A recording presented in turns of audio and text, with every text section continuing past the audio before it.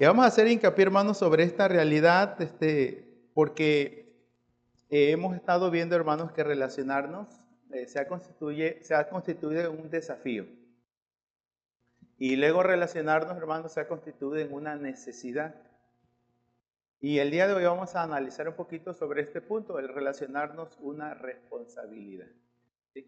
El relacionarnos una responsabilidad. Así que el día de hoy, hermanos, el estar unos para con nosotros, ¿verdad? Nos va a llevar a ver en qué aspecto las relaciones constituyen una responsabilidad. Probablemente hemos escuchado este dicho, hermanos. Bueno, lo voy a expresar, que la culpa no es del indio. Entonces, ¿de quién es la culpa? ¿Y por qué? ¿Y por qué la culpa es del compadre, el que le hizo compadre? Porque lo aceptó tal como es, ¿verdad? La culpa no es del indio, sino del que lo hizo su compadre. Hay personas, hermanos, que, no sé, a lo mejor nos faltan todavía modales por saber vestir, saber expresar, saber usar las cosas. Y a veces ya en la sociedad la gente dice, ¿y ese es el que viene contigo? ¿O por qué trajeron a ese? ¿No había otro? ¿Quién mandaría a ese muchacho para allá? Cuestiones de esa, no. Y lo duro para eso es para los padres, ¿no? ¿Ese es su hijo? ¿O esa es su hija? ¿O esa es tu esposa? ¿Eso es tu esposo? Y a veces cuando se unen en niveles socioeconómicos, ¿verdad? A veces un poco dispares, él o ella, ¿verdad? Y él no llega con muchos modales, o ella no llega con muchos modales, o no es la que la suegra esperaba para el hijo, o el esposo que la mamá esperaba para la hija. Todas estas cuestiones vienen allí, se hacen presentes, ¿verdad? Por eso, hermanos, el relacionarnos de una o de otra manera ya tiene como implicancia una responsabilidad, ¿sí? Por eso el día de hoy tenemos que trabajar un poquito sobre este punto, porque en algún momento el solo hecho de estar aquí, el relacionarnos, el asistir a esta iglesia, ya conlleva una responsabilidad, porque al final van a decir, y ese, porque dispensen la expresión, ¿verdad? A veces la gente habla de manera despectiva, y esos son los que llegan a esa iglesia, y ese es el que dice ser cristiano, o esa, porque usan esas expresiones. Por eso el día de hoy, hermanos, vamos a trabajar un poquito sobre esta realidad, porque hemos venido diciendo tres cositas, ¿verdad?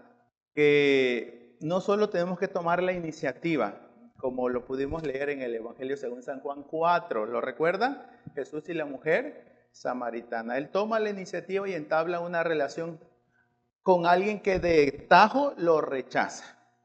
Y habían factores allí raciales, geográficos y todo ello, hermanos, que conllevó a esta mujer a ser tajante con Jesús. ¿Sí? Tú no me hables porque tú, los judíos y samaritanos, no se llevan. Esa es la verdad. ¿Y por qué me estás hablando, no? Y si él hubiese insistido, si, no es que tanto insistiera, sino en el caso de Jesús hubiese dicho, bueno, pues si él lo quiere, ahí. Sabemos el desenlace, hermanos, la importancia de que se haya entablado esta relación, porque eso redundó en la restauración de la mujer y luego en la restauración de todo un pueblo. ¿Sí? Porque ahora no conocemos solo por lo que te pasó a ti, ahora nosotros sabemos de viva voz que Jesús es el Cristo, el Salvador del mundo, ¿verdad? Luego pues, sí, trabajamos un poquito sobre la disposición, tener disposición para entablar una relación, eso lo vimos en Lucas 23, de 42 y 43, el que está a la derecha y el que está a la izquierda. Y Jesús, hermanos, ahí donde vimos que estuvo dispuesto a entablar relaciones hasta el último momento. Las diferentes oportunidades que hubieron, hermanos, de Jesús siempre la capitalizó para que las personas conocieran de su persona. ¿Sí? Y el texto dice, ¿verdad? Que no solo dice, no solo me voy a acordar de ti, tú hoy vas a estar conmigo en el paraíso, ¿verdad? Entonces, hermanos, el tener disposición va a importar mucho también, Porque vale la pena, ¿no? Que estemos, pero el reto más grande, bueno, aparte del que el llegar a la iglesia ya, porque no cualquiera da un paso, algo hay allí que en las iglesias cristianas la gente no, como que no quiere siempre, no siempre quiere venir, ¿verdad? Sí te van a otro lugar, pero a la iglesia o al templo como tal les cuesta, ¿verdad? Y es que es una responsabilidad porque desde el momento que alguien lo ve entrando aquí, seguramente van a decir, ya se hizo, aleluya, ya se hizo cristiano, ¿sí? Y probablemente lo vea la comadre o el compadre por ahí, y ya en la sociedad donde se mueve, fíjate que, ¿no será que, sí? Entonces, porque eso ya es, en relacionarse con alguien, hermanos, implica una identificación, pero va a identificar también una responsabilidad, ¿sí? Y el tercer punto que vimos el domingo pasado fue Mateo 9, del 9 al 13, ¿verdad? Ahora, no solo tomar la iniciativa, el tener la disposición, hermanos, es atreverse a entablar una relación. Y eso es Mateo 9, 9 al 13, donde los prejuicios que existían en ese momento, hermanos, no fueron factor determinante en la persona de nuestro Señor Jesucristo para que Él volteara a ver a Mateo. ¿Sí? A pesar de que los fariseos que se hicieron presentes dijeron, ¿por qué vuestro maestro come con publicanos y con pecadores? ¿Verdad? ¿Sí? Es que todos corremos un peligro, hermanos, y el peligro como iglesia cristiana es creernos como, sentirnos ya como de una élite, como alguien superior. La gente así lo tiene a veces mal comprendido. Creen que los cristianos somos orgullosos, que nos creemos mejores, más santos, más perfectos, como si ya nosotros no pecáramos. No sé si esa es la imagen que hemos venido dando a conocer o reflejando, o es un mal juicio que tienen acerca de la iglesia cristiana como tal, ¿verdad? ¿Sí? Y los que los que trabajan no están lejos de esta realidad, ¿sí? Porque parece que nos ven como que ya somos de otro mundo, ¿verdad? La realidad, hermanos, que no es así. Recordemos que todos somos pecadores y lo único que reconocemos es que somos pecadores redimidos por Cristo. Y que seguimos en el mismo proceso, no nos creamos ese cuento, hermanos, porque en algún momento existe algo que se llama orgullo espiritual. Porque pues ya no tomas, ya no fumas, o tantas cosas que pudieran haber por ahí. Y eso no te hace cristiano, ¿sí? Hasta el día de hoy hay gente que ha estado analizando el movimiento, la dinámica que está siguiendo el cristianismo, y algunos están dando un resultado. Y el resultado, hermanos, es que muchos están viviendo una cultura cristiana, no un cristianismo bíblico genuino. Cultura cristiana es que se están amoldando a lo que se hace en la iglesia y toman el formato cristiano y viven como los cristianos viven. Saber si son o no, ¿verdad? Eso le compete al Señor. Pero el análisis que se ha estado dando es ese, está arrojando esta realidad, hermano, de que el cristianismo no siempre es una realidad en todos, ¿sí? Es más, algunos lo han tomado como un estilo de vida, ¿verdad? Sí. Pero el día de hoy vamos a trabajar un poquito porque quienes creían se unían, ¿sí? Y vamos a tener dos textos solo para recordar. El Salmo 133. ¿Recordamos de qué habla el Salmo 133? A ver.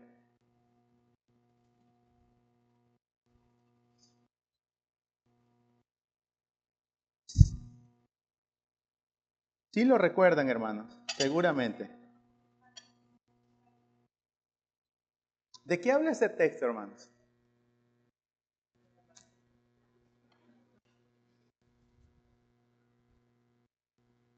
Sí. ¿Y de dónde parte?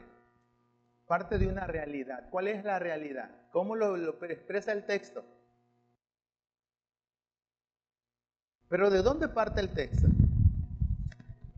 De lo que se ve. No está hablando de algo, habla de una realidad allí palpable, visible. No es un escenario como aquí, esa es una pantalla. Y ahí no está hablando de algo que es aparente o es solo una pantalla. Él está diciendo, mirad, verifiquen que eso es así. ¿Sí? ¿Y qué es lo que está, digan? ¿Qué es lo que les invita a mirar?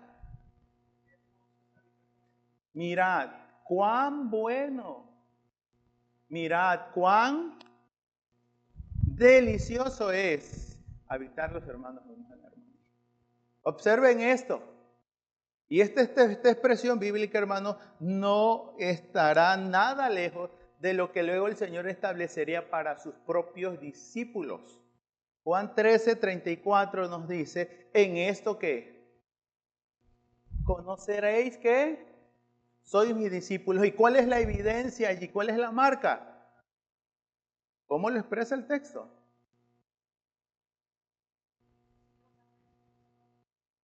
¿Sí? El mismo pasaje bíblico, hermanos, no solo nos dice que esta es una cuestión de domingo, es una manera que la iglesia aprende a vivir. ¿Sí?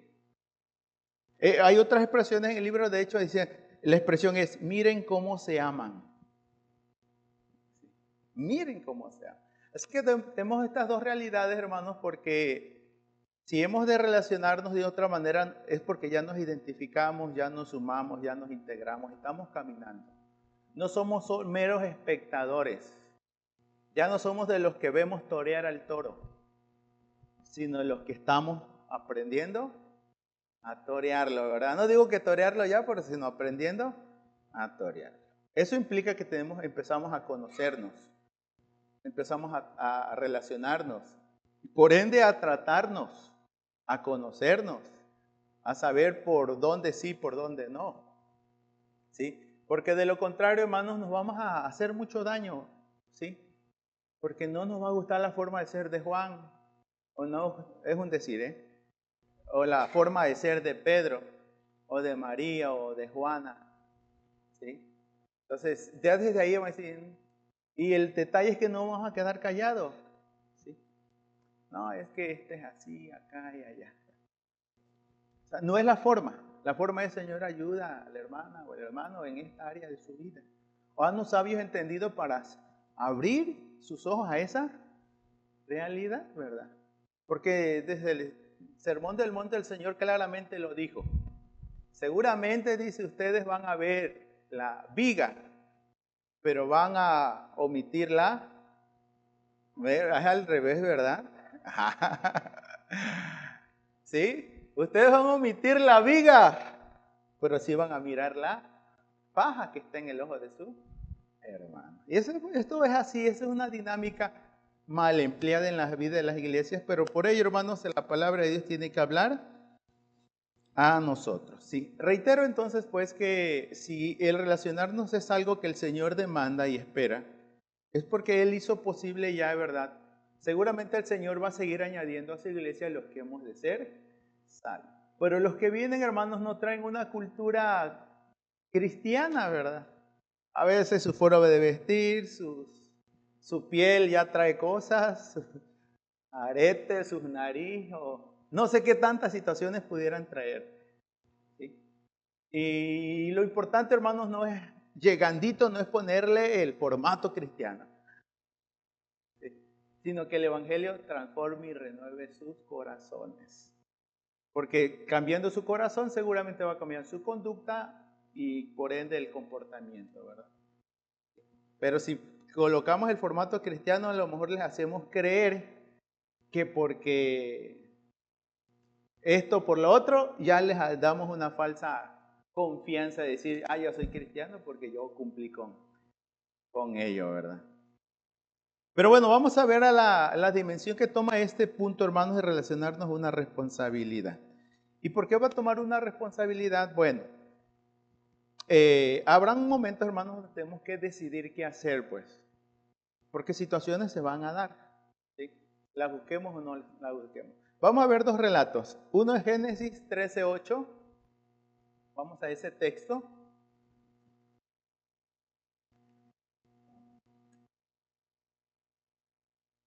Vamos a los orígenes.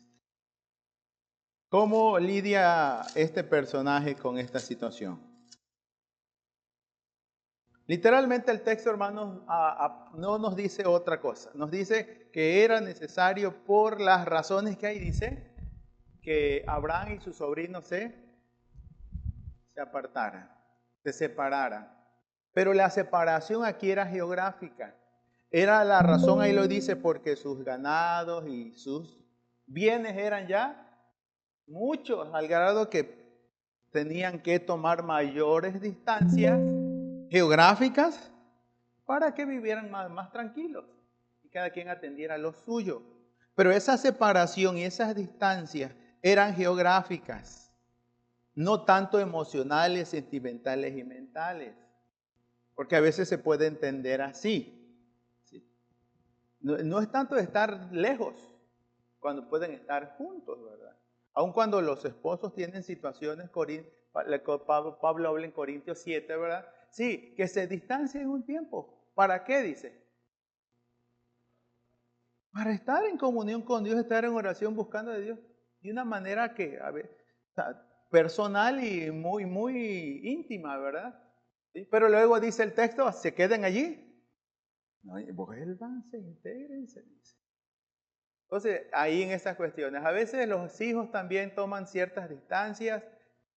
No siempre los padres dicen, ¿por qué te alejas? Sino, a veces los hijos también tienen que tomar un cierto espacio. Y por eso tenemos que aprender también a respetar nuestros espacios, para que de esta manera pues podamos relacionarnos bien. Pero ¿qué dice el texto en sí? 13:8.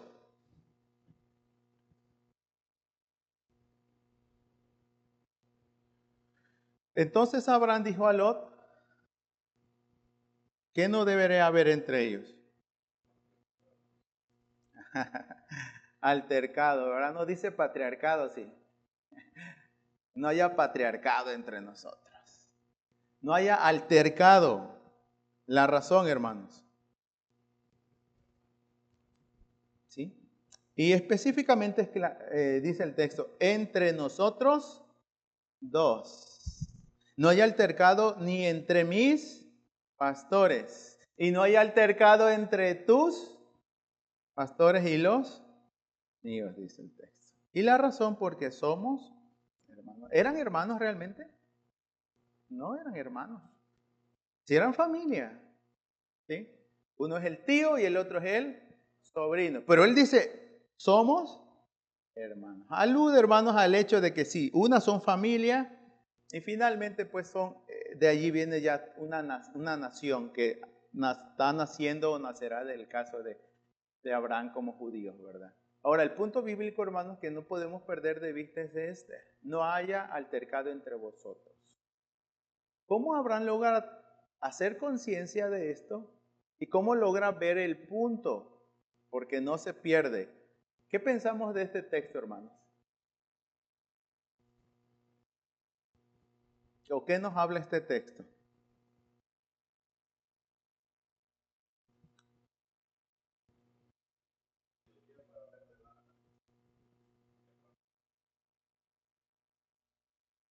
Ok. No solo vio el momento, no ve en un sentido el futuro, hermanos. En el aspecto de que a veces nos enfrascamos en el momento y nos olvidamos de lo que pudiera venir el día de mañana. Hoy se pueden decir hasta de los que se van a morir, hermanos. Pero no se les olvide que son padres. No se les olvide que son esposos. No se les olviden que tienen responsabilidades. No es simplemente de desatar y decir, desahogarme, ¿verdad? A veces de una manera inapropiada, creyendo que de ahí ya no va a pasar. Recuerden que de ahí vienen las fracturas. O las fisuras a veces, porque no todo se fractura de la noche a la mañana. Empiezan las fisuras, y luego como hemos visto quizás en alguna escena allí, solamente un leve toque desploma todo. O sea, no hay altercado entre vosotros, ni entre nuestros pastores, ni en los pastores tuyos, porque somos hermanos. Somos hermanos en ese sentido. Hay muchas cosas, hermanos, que tenemos que defender y somos nosotros los que tenemos que velar y trabajar por ello. Yo sé que no siempre todo es sencillo. En las mismas familias, a veces quisiéramos ir, pues, mejor ya nos vamos, ahí lo dejamos, ¿no? pero nunca se nos olvide que somos familia. Y aquí el punto bíblico también que queremos ver una aplicación práctica es, somos iglesia. Somos hermanos en la fe. O sea, no es solo de señalarlo, porque a veces despotricar contra otros tenemos que tener cuidado.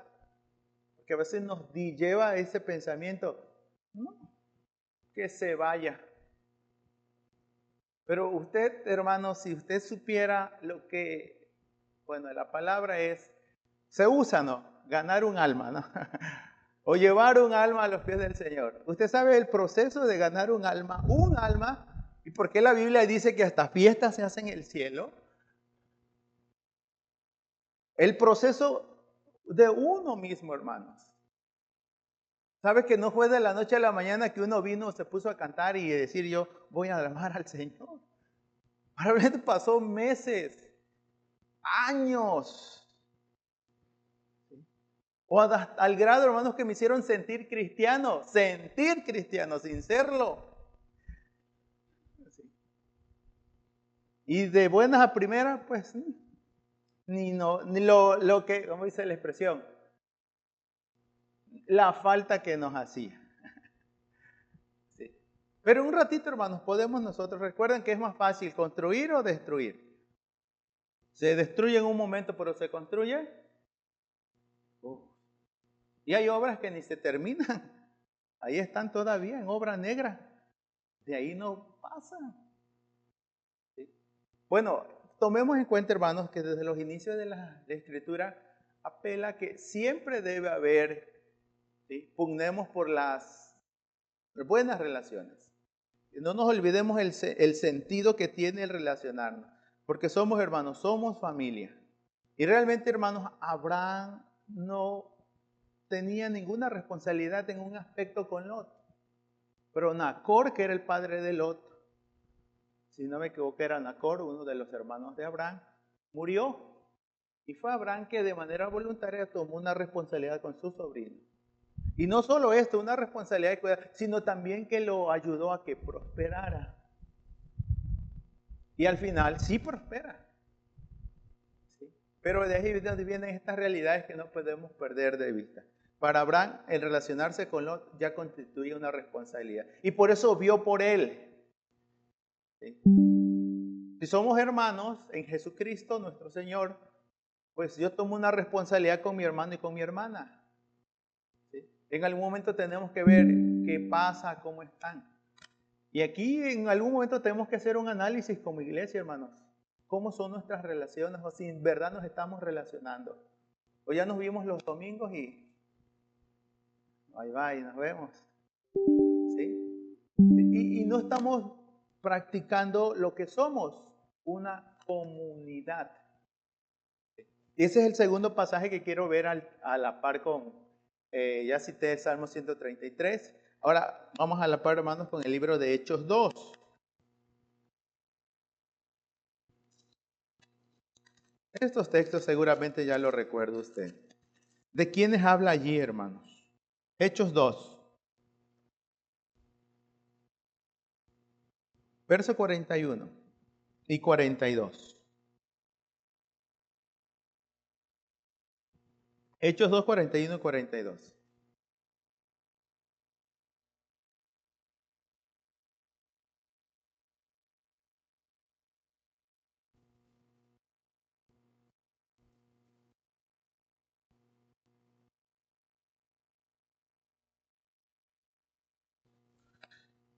¿De quiénes habla y qué sucede? ¿Qué dinámica van ellos implementando? ¿Sí? Después de predicar Pedro, después de la nación del cojo, la gente sacó al pórtico de Salomón. El cojo está allí, el que había sido cojo está con ellos. Pedro expresa el cumplimiento de las escrituras en Jesucristo como el Mesías prometido. Y ahí dice el texto, hermanos, que los que recibieron, ¿qué? Su palabra, fueron bautizados. Se añadieron aquel día como 3,000 personas. Y estas personas, ¿a qué dinámica se integran? Y vean en la palabra ahí, es el conector.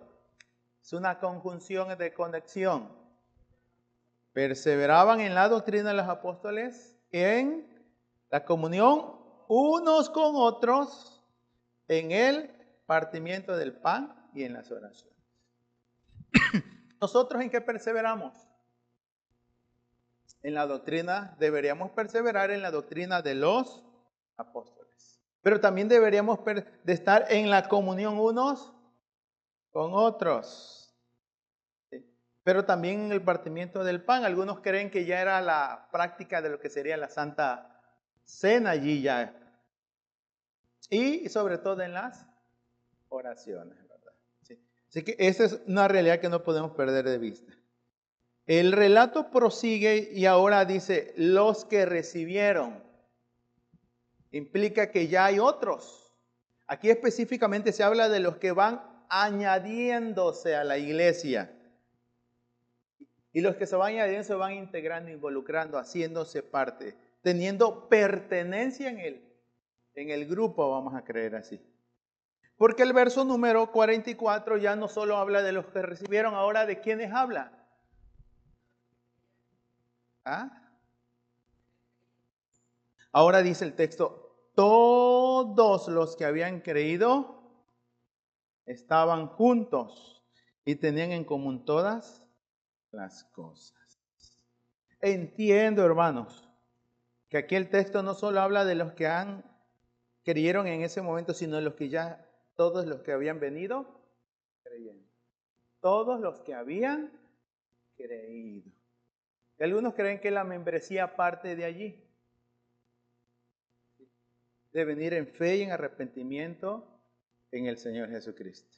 No debe de partir porque yo ya nací en la iglesia y ya por eso va a ser miembro, ¿verdad?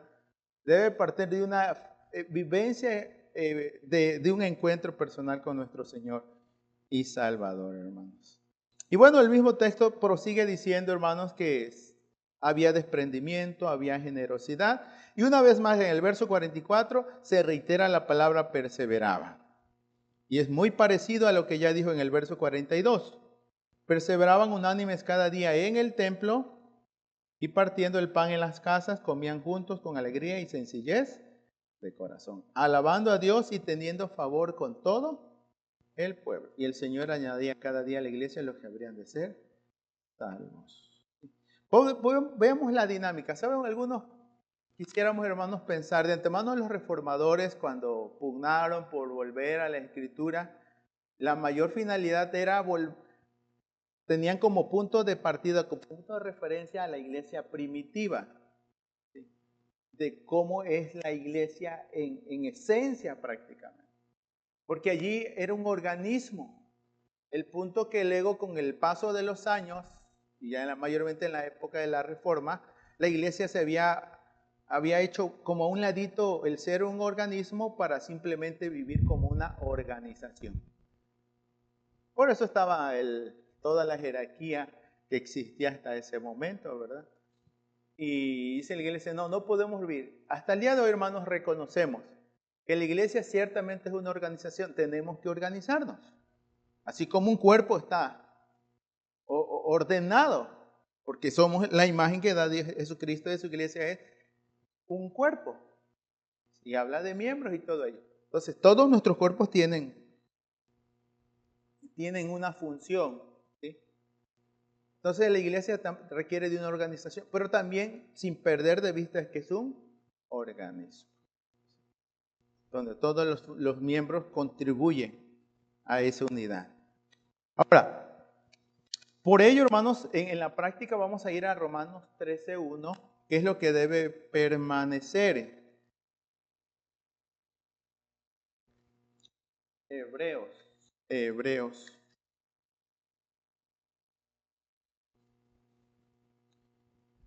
Es cierto. Yo dije Romanos, ¿verdad? Disculpe. Es Hebreos, hermanos.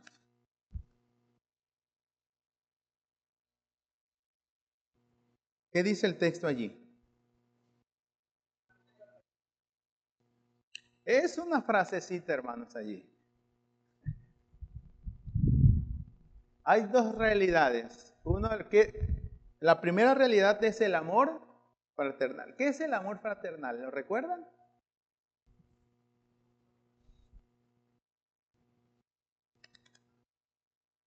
El amor de hermanos y hermanas. ¿De qué tipo de hermanos y hermanas? Hermanos en la fe en Jesucristo. ¿Sí? El amor fraternal. ¿Sí? Y creo que es el término, ese es el amor filos. El filos. Y aquí el texto, hermanos, tiene que ver con ello, ¿verdad? El amor de hermanos cristianos o de hermanos en la fe.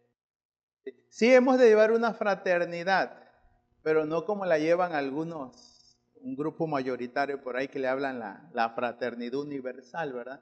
No hablamos de esa fraternidad.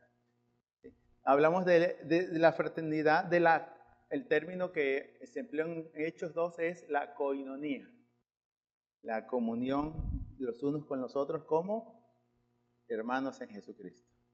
Y aquí la palabra, por lo tanto, hermanos, usa la expresión, sí debe haber fraternidad, pero dice, el amor fraternal. O sea, y el amor partió, hermanos, del amor que Dios tuvo para con nosotros, ahora es el amor que nosotros tenemos para con los demás, para con los otros. Ahora sí, para que rime, ¿verdad? El amor que Dios tuvo con nosotros es el amor que vamos a tener para con otros. ¿Sí? En ese aspecto. Sí.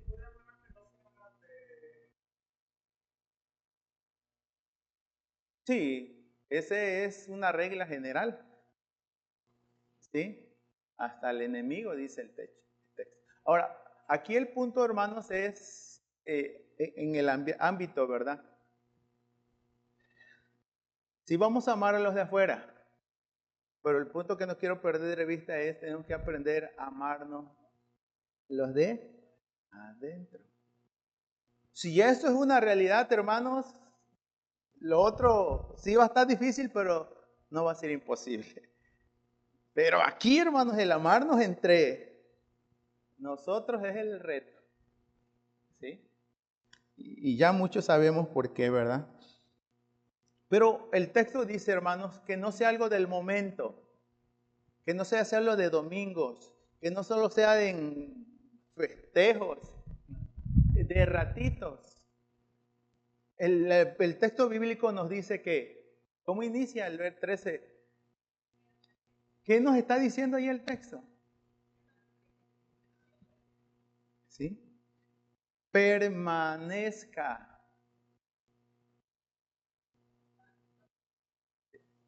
No sé, hermanos, habrá personas que vengan aquí y nos saluden bien, pero si te lo encuentras por allá, no sé si se le olvide y a lo mejor como que ya no te... No, no. Se puede pasar eso. ¿Ah? Y que diga, sí, sí, ese hermano Elías, y una vez me lo encontré y ni lo conozco. Sí, ajá.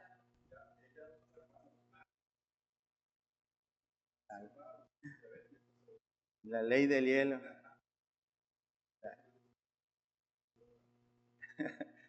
La hermandad, ¿verdad? Sí, hermanos.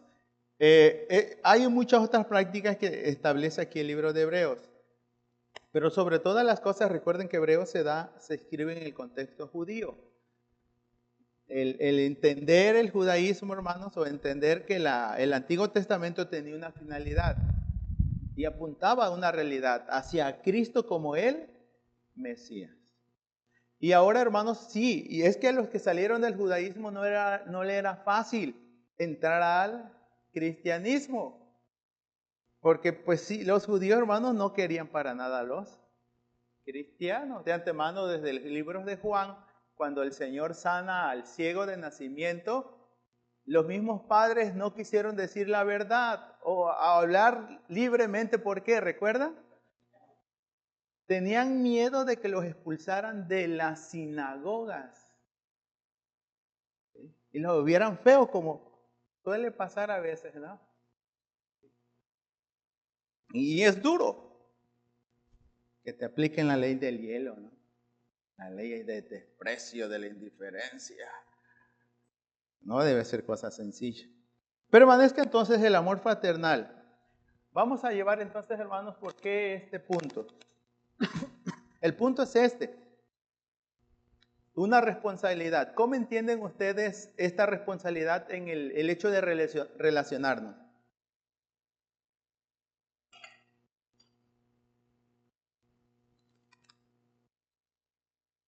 Desde la práctica bíblica, cuando alguien se sentaba con alguien a la mesa, ¿qué simbolizaba o qué representaba? Desde el hecho de estar juntos a la mesa. Una, que esté invitado y una aceptación de su persona. ¿Qué más había allí? Disposición, comunión. Ajá. Ser parte de. ¿Sí? Cuando en Mateo 9 al 13, ¿de qué se le juzgó al Señor? De que comía con publicanos y pecadores. En un sentido, ¿qué juzgaban del Señor allí? La relación que tenía con este tipo de personas. Si este Señor fuera maestro, entendiera que con ellos no se debe juntar, ni mucho menos sentarse porque ya lo están identificando. De antemano a Juan lo criticaron, pero a Jesús le dieron durísimo. Por esa razón. Juan dice, no comía ni bebía. Pero vino este, ¿y qué dijeron de Jesús? ¿Recuerdan? Que era un comilón y un bebelón así.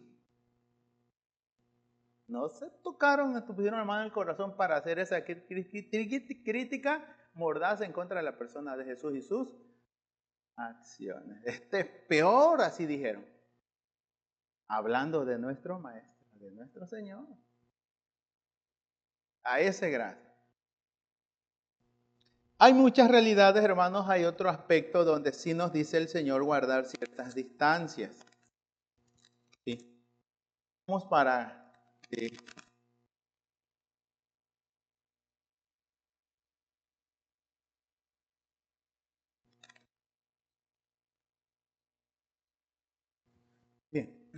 Solo va a quedar, hermanos, que sí hay que tener cuidado de que seamos responsables a quien le damos la mano. La Biblia va a hablar de ello igual. Sí. No a todos, a buenas a primeras le vamos a dar toda nuestra confianza, todo nuestro respeto, toda nuestra amabilidad y todo nuestro amor.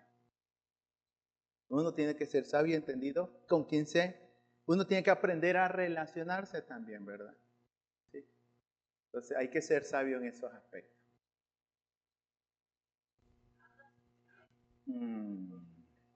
Dime con quién andas y te diré quién eres, ¿verdad? Pues amados hermanos en el Señor, hasta este momento podemos ver que sí, relacionarnos es todo un dilema, lo es. No va a ser cosa fácil, no. Pero partamos del Romanos 12:18, de memoria, a ver si es posible, en cuanto dependa de vosotros, estad en paz con todos los hombres. Con el vecino que nos estaciona los carros ahí. Ay, Señor. Ponemos el letrero, se ponchan llantas gratis. No respondo por... ¿O se usará grúa? No, vámonos. De ahora en adelante hasta lona le voy a poner que no entre en el polvo. Se lavan carros gratis. ¿Se imagina, hermano? Buena idea, ¿eh? Y lo va a vivir con su vecino, con su vecina. No va a ser cosa sencilla, hermano. Pero pedamos gracias al Señor. Por lo tanto, vamos a orar, hermanos, con este pensamiento último, suplicando la gracia del Señor. Recuerde siempre, hermano, hermana, en el Señor, Una relación no se impone, una relación se construye. Las relaciones que guardamos aquí en la iglesia también se tienen que construir. ¿Sí? Las relaciones que guardan los martes como damas, es algo que se va a construir. No lo den por hecho.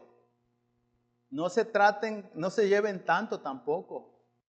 Porque no sé si se conocen al dedillo, como dicen, llévense. Pero si no, hermanos, tengan cautela. Los jueves, varones, muy cautelosos y cuidadosos. Porque pues es un grupo que si no se ha consolidado, no está cohesionado, unido en sí, se corre peligro. Porque hay susceptibilidades vulnerables, no todos venimos con la mayor apertura, con la mayor disposición. Algunos somos más sentidos que otros. Y vamos a vivir con eso, hermanos. Tenemos que aprender a vivir con ello, ¿vale? Y sigamos construyendo relaciones. Porque el mismo Señor Jesucristo, hermanos, apela a esa realidad, ¿verdad? Que nos amemos los unos a los otros. Vamos a orar a nuestro Dios. Soberano Dios, a ti la alabanza y la adoración y la gloria. En tu gracia, Señor, tú nos colocaste, nos llamaste y por tu Evangelio Santo nos integraste a tu iglesia y nos hiciste parte de este cuerpo, de este pueblo, de esta comunidad. Quizás en nuestros proyectos y planes no hubiese estado porque estábamos bien cómodos con los nuestros. O quizás en nuestra propia sociedad, en el submundo donde estábamos y creíamos que lo era todo. Pero ahora, Señor, tú primeramente nos transformas haciendo conciencia de que somos luz de este mundo y somos sal de esta tierra. Y hemos de partir en las relaciones que como iglesia hemos de mantener y en las cuales hemos de permanecer. Para que de esta forma, Señor, ya sea que nos dispersemos o donde estemos, sepamos que seguimos siendo parte de tu cuerpo. Ayuda a mis hermanos en las relaciones que se seguirán guardando. Y Padre, con tu bendición y la guía de tu Espíritu Santo, tu palabra obrando y transformando, aligerando nuestras cargas, Señor. Estemos lidiando cada día con el viejo hombre que está viciado conforme a los deseos engañosos del pecado. Y aprendamos a vestirnos del nuevo, creado según tu, Señor Dios, en la justicia y santidad de la verdad. Y de esta manera, Señor, nos cohesionemos, nos unamos. Tu iglesia, Señor, se compacte, se una y sirva con mayor impacto, con mayor trascendencia y se dimensione en muchos otros lugares. Porque tenemos la confianza, Señor, de que somos tu iglesia, de que aquí es el Evangelio Santo que se predica y que vale la pena ser parte de. A ti la gloria y la honra, Señor. En el nombre de Jesús, a tu gracia, a tu favor nos encomendamos.